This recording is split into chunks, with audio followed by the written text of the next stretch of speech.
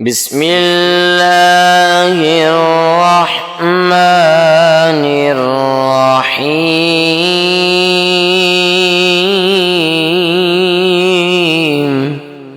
قل أعوذ برب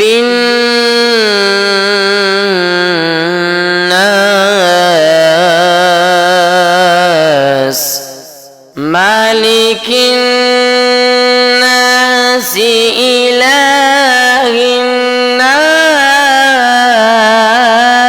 الناس من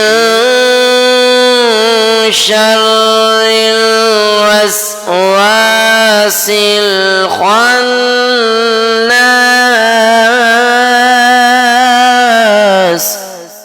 الذي يوسوس في صدور الناس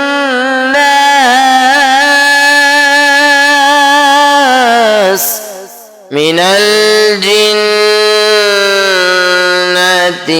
والناس.